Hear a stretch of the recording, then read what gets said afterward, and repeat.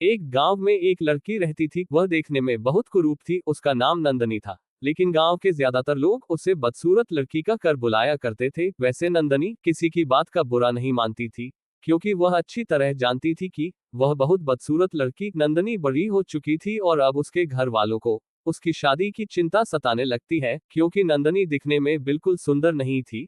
इसलिए उसे कौन पसंद करेगा, ये सवाल घर वालों को खाए जा रहा था। लेकिन नंदनी अपनी ही दुनिया में खुश थी। उसे शादी करने की इच्छा नहीं थी। वह पुलिस में भर्ती होना चाहती थी, इसलिए उसका ध्यान पुलिस की भर्ती में होता है। वह कॉलेज पहुंच चुकी थी। नंदनी के कॉलेज में एक बहुत बड़े डॉक्टर की लड़की पढ़ती थी, जिससे नंदनी की दोस्ती थी। नंदनी अक्सर अपनी सहेली से ही अपने दिल की बात कह पाती थी। नंदनी की सहेली उसे कभी हीन भावना से नहीं देखती थी, बल्कि दोनों में सगी बहनों से भी बढ़कर प्यार था। एक दिन नंदनी अपनी सहेली के साथ उसके घर खाना खाने जाती है। घर में नंदनी की सहेली के माता पिता उसका स्वागत शाही अंदाज में करते हैं और नंदनी के खाने के लिए एक से एक उत्तम व्यंजनों की सजावट करते हैं। खाना पीना होने के बाद नंदनी अपनी सहेली के साथ जाकर उसके कमरे में बैठ जाती है और कुछ घंटों की गपशप के बाद नंदनी अपने घर वापस आ जाती है। नंदनी के मामा उसकी शादी के लिए एक लड़के का रिश्ता लाए होते हैं, जो बैंक में गार्ड के पद पर नौकरी करता है। नंदनी पुलिस ऑफिसर बनना चाहती है और इसलिए वह शादी के लिए तैयार नहीं थी। वह अपने माता पिता से रिश्ते के लिए मना कर देती है, जिस वजह से नंदनी के मामा जी नाराज होकर चले जाते हैं। नंदनी के माता पिता उसके ऊपर बहुत गुस्सा होते हैं और उसे खरी खोटी सुनाते हुए कहते हैं कि कलमुही कलूटी कहीं की, तेरी सूरत देख के तो वैसे भी कोई शादी नहीं करेगा। अगर कोई फंस रहा है तो अपना बंदरिया जैसा मुंह बंद रखा कर, ताकि तेरी शादी हो सके।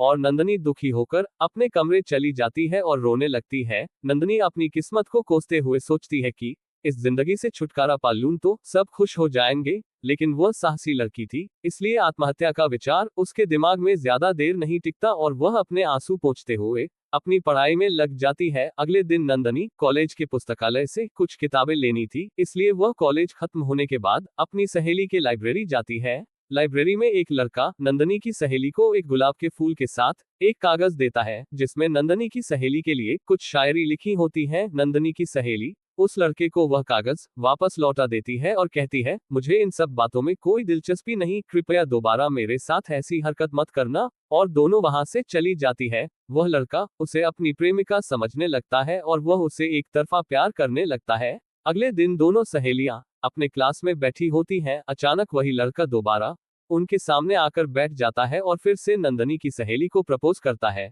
लेकिन इस बार उसे लड़की एक जोरदार थप्पड़ मारती है। लड़का कुर्सी से नीचे गिर जाता है। मन में सोच रहे थे कि नंदनी न बचे तो ही ठीक है, क्योंकि इतनी बड़ी जिंदगी में वह किसके सहारे जिएगी। वह अपनी बेटी के भविष्य के लिए चिंतित थे, लेकिन होनी को कुछ और ही मंजूर था। 1 महीने के इलाज के बाद नंदनी का ऑपरेशन पूरा हो चुका होता है और जैसे ही डॉक्टर उसका चेहरा खोलते हैं, वह किसी खूबसूरत अप्सरा की तरह लग रही थी। डॉक्टर नंदनी को कहते हैं, बेटी तुम्हें बहुत बड़ा झटका लगने वाला है, क्या तुम तैयार हो?